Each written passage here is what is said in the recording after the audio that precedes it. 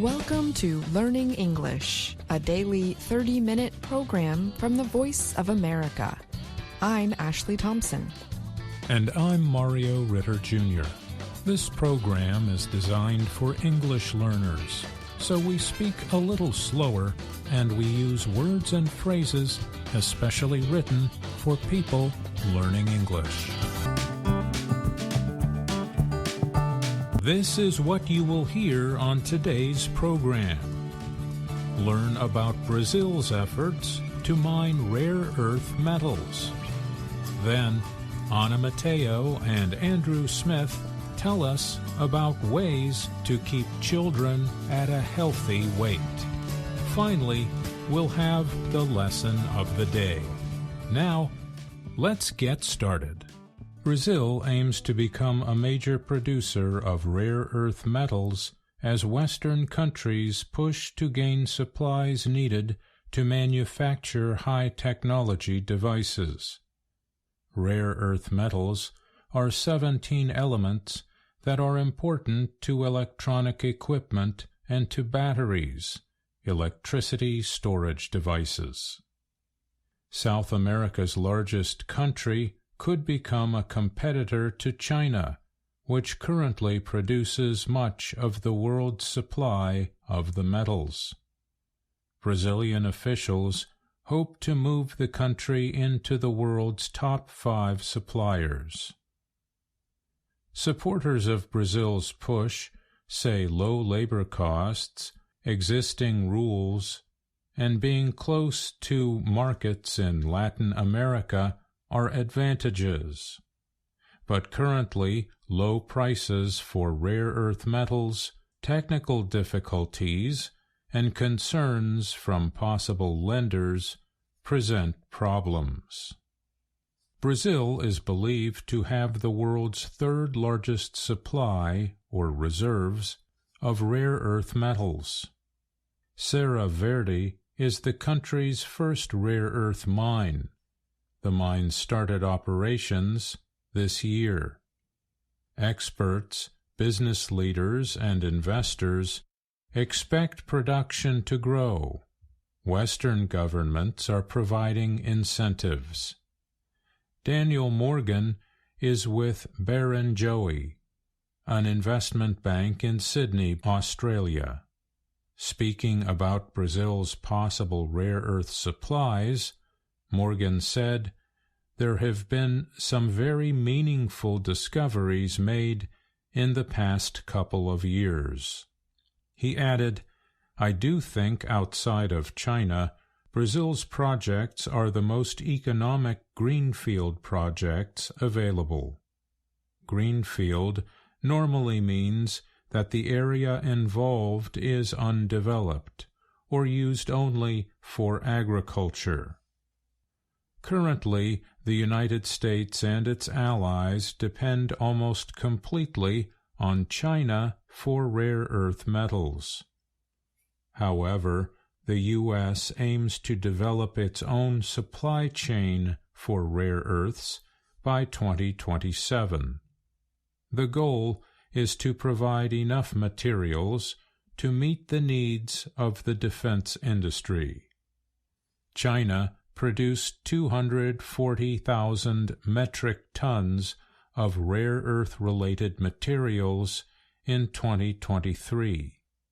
That is 5 times more than the U.S., the next biggest producer.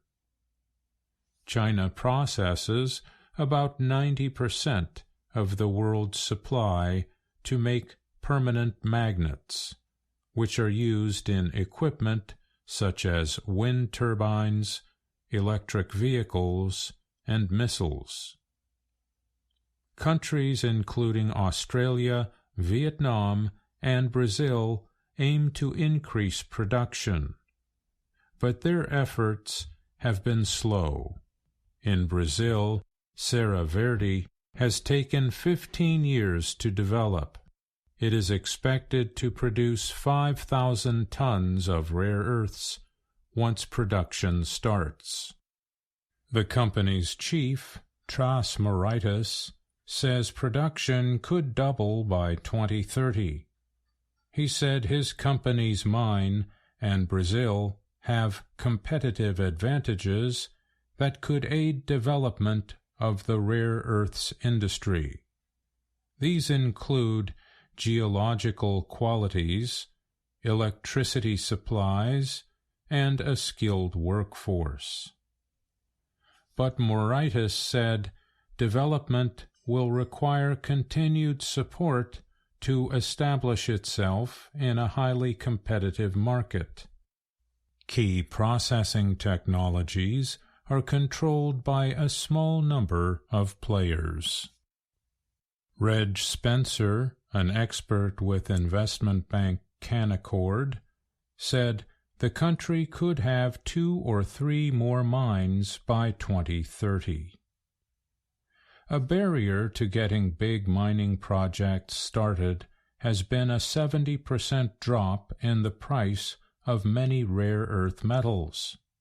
That means banks will be less willing to lend money for rare earth projects.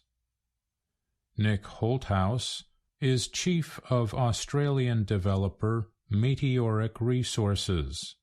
He said getting money at the moment is tough. The company is aiming to make an investment decision in late 2025 for its Caldera project in Brazil's central state of Minas Gerais. It will produce both heavy and light rare earths.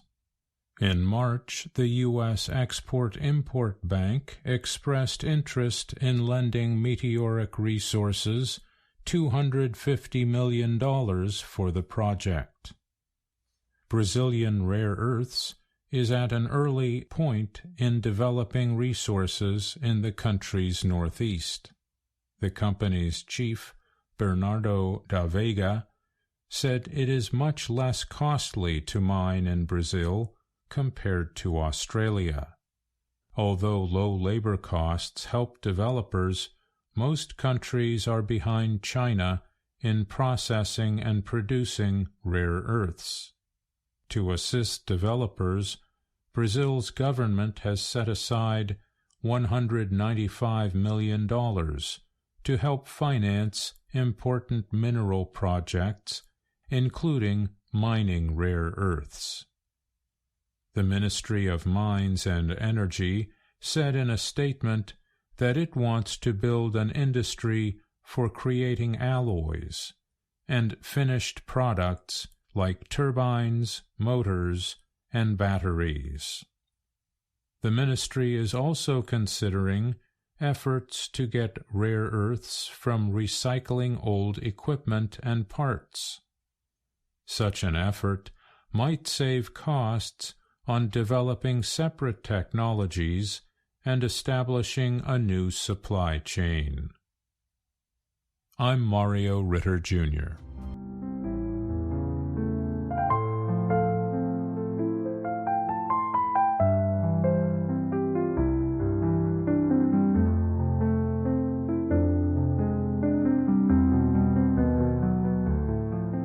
From VOA Learning English, this is the Health and Lifestyle Report.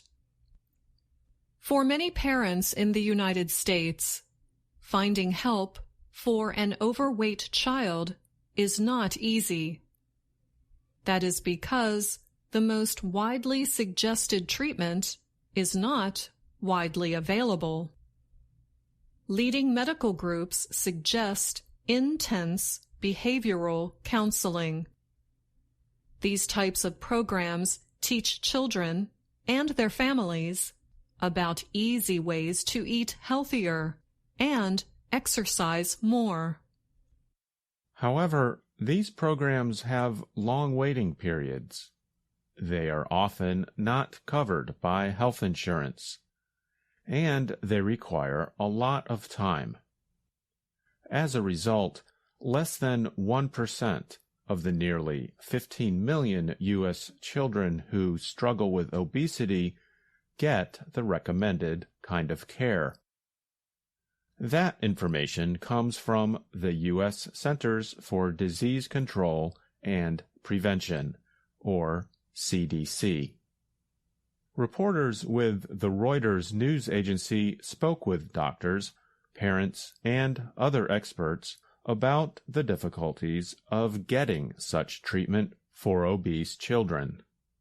The CDC and others have tried to expand insurance coverage for the behavioral counseling programs. But so far, that has not happened, doctors told Reuters. The coverage for these programs was never good, and we're not seeing any movement toward improvement, said Dr. Joseph Skelton. He is a professor of child medicine, or pediatrics. Skelton is also an obesity medicine specialist at Wake Forest University School of Medicine in North Carolina.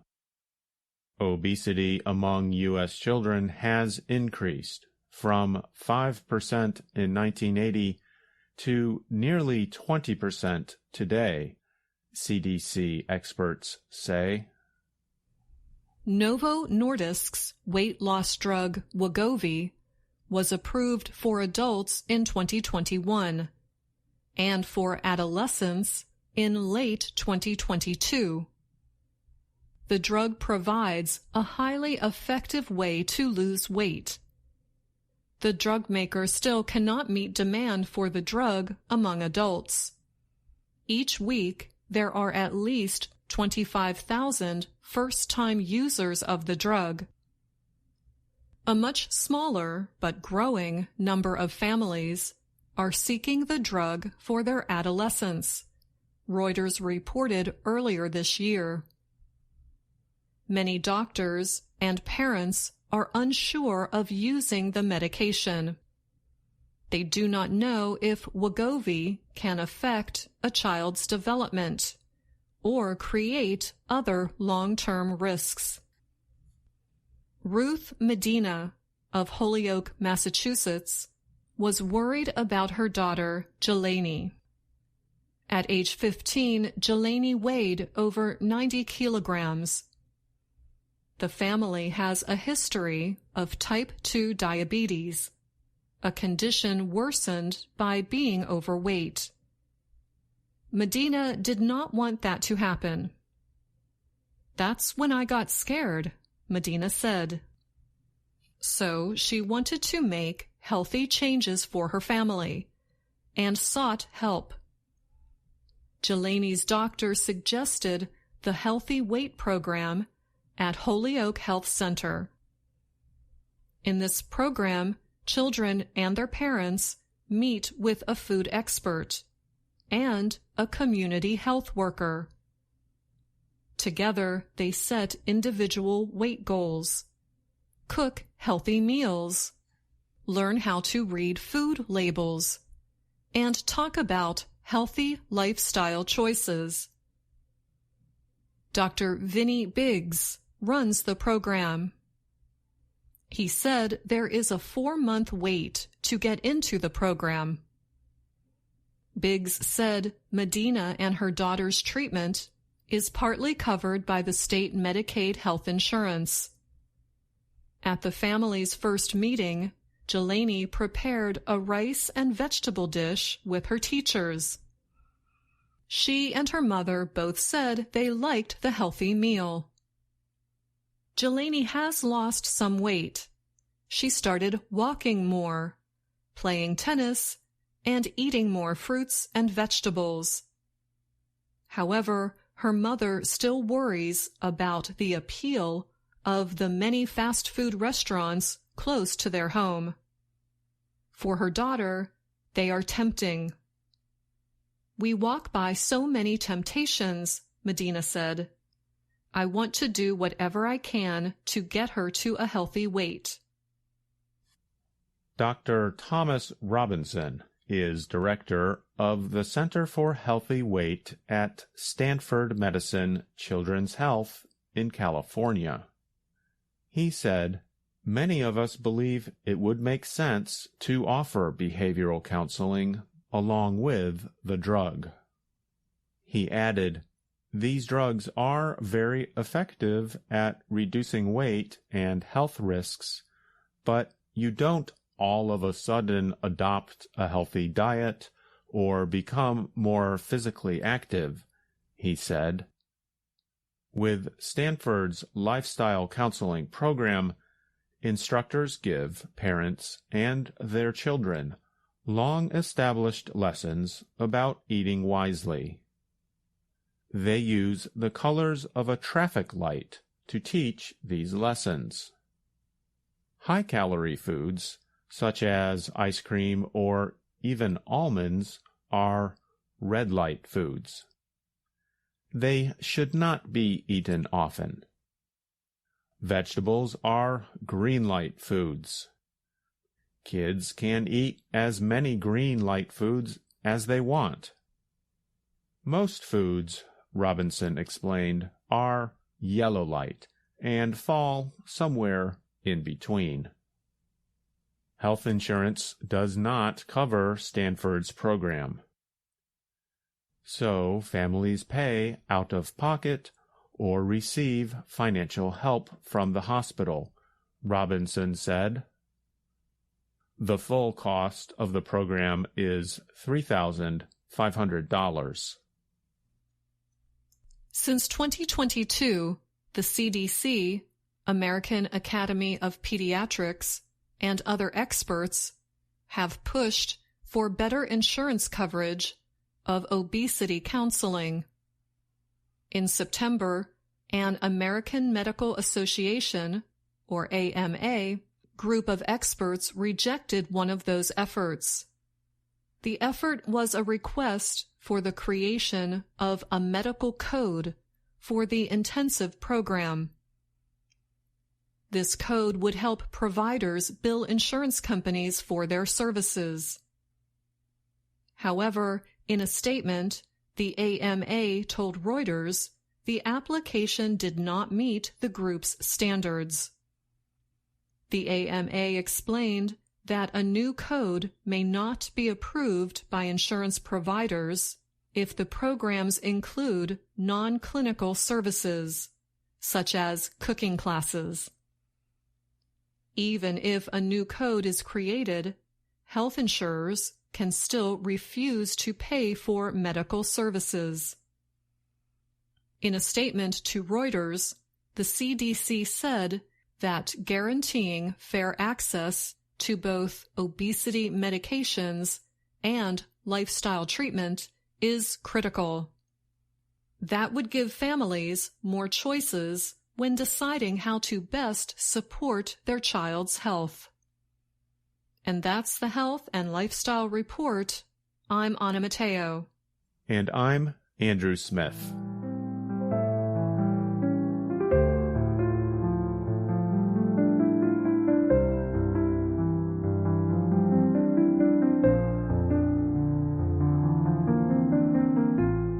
And now we have Anna Mateo with us to explain more about the health report you just heard.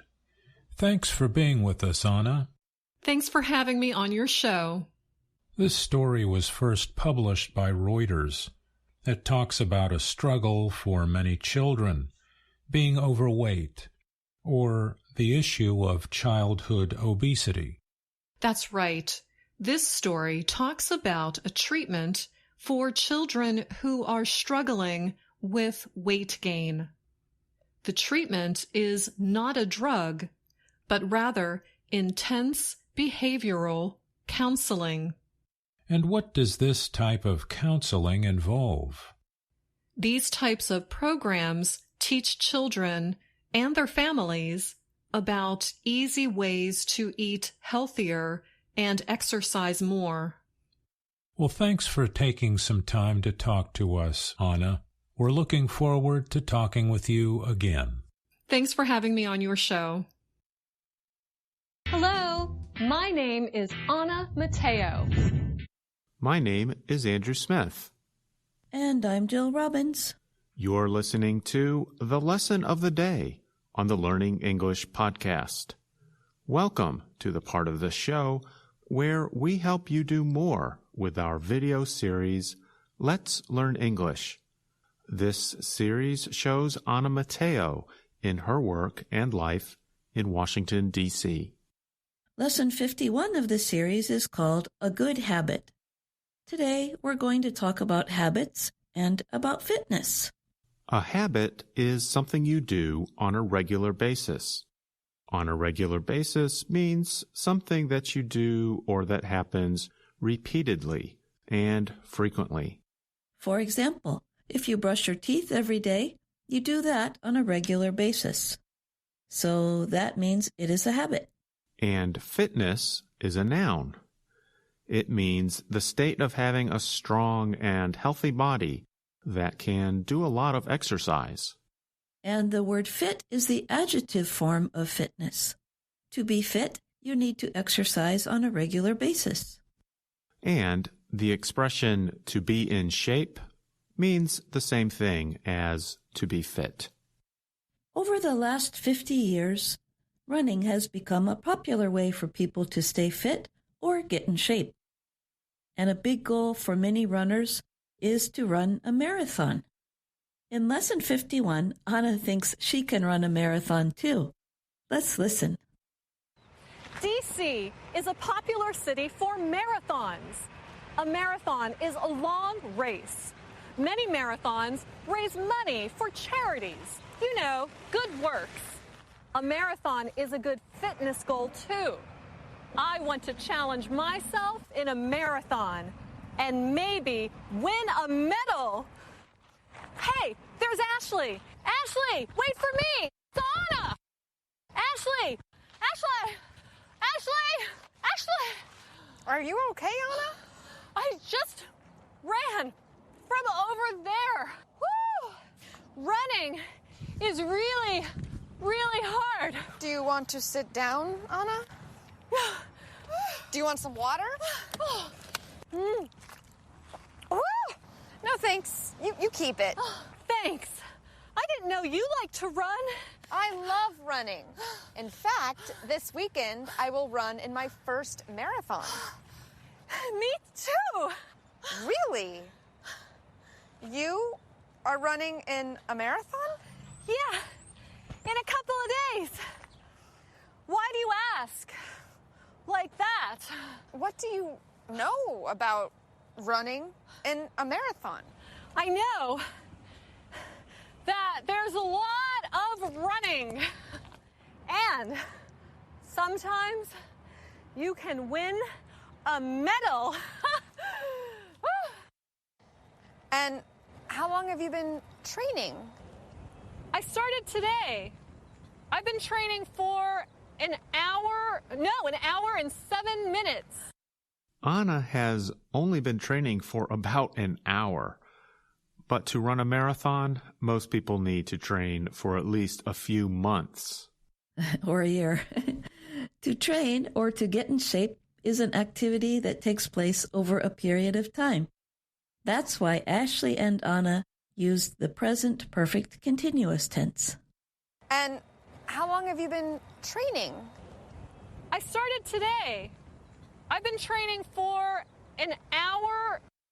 Let's talk a bit more about marathons. The word marathon comes from a town in Greece named Marathon.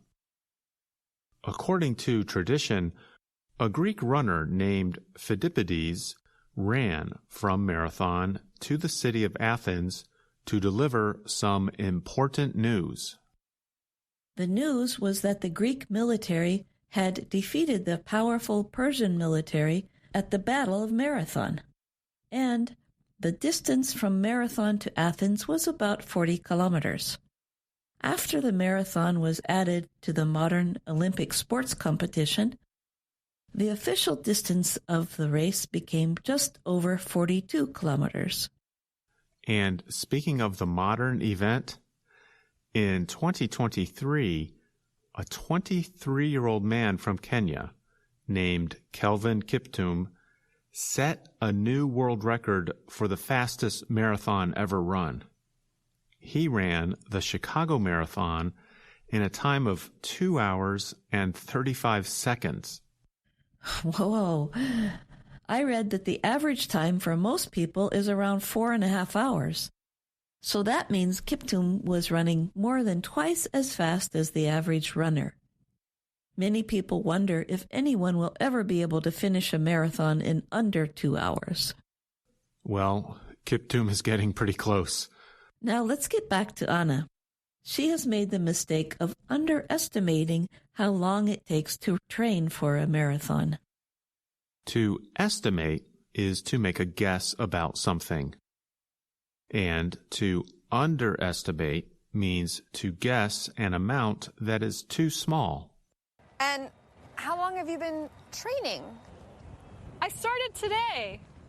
I've been training for an hour and 7 minutes. Anna, training a little every day is a good habit to get into. Not all at once.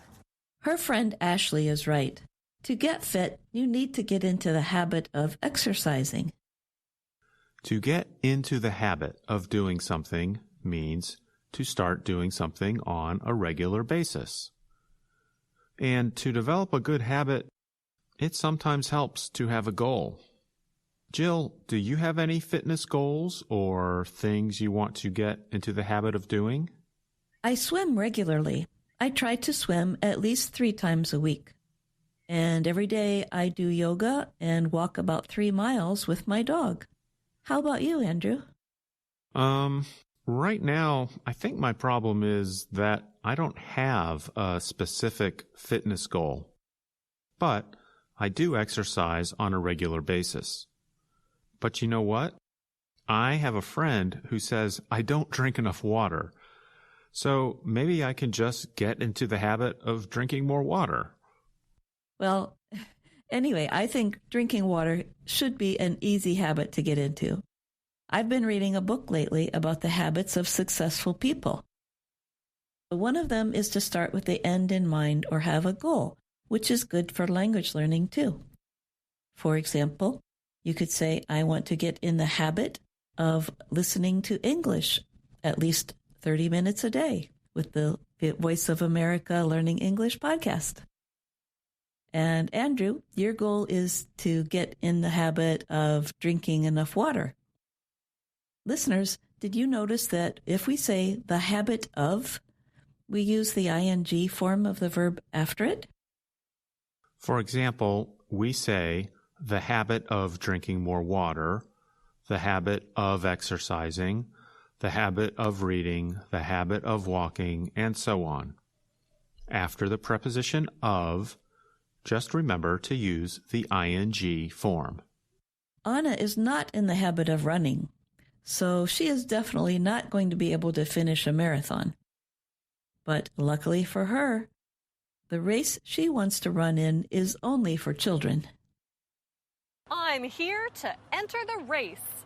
But ma'am, you can't enter the race. What? How am I going to meet my goal? Ma'am, this race is for children. You can't run with the children. Children? Children. That's perfect. I just might win. No, ma'am, you really can't run with the children. I'm sorry, of course. I was only thinking of my goal. Well, you could help us with our goal, which is to raise money for sick children. Would you like to help us? Anna gets a new goal to help the race raise money for sick children. At the end of the video, she helps the children and tells them they have done a good job. I've just found my new goal, and I get to wear a medal. Good job. Do you have any fitness goals or new habits you want to get into? Send us an email at learningenglish@voanews.com and let us know. And remember, you can also find us on YouTube, Facebook, and Instagram. Thanks for listening. I'm Andrew Smith. And I'm Dr. Jill.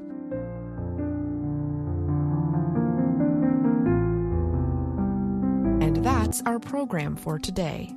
Join us again tomorrow to keep learning English through stories from around the world.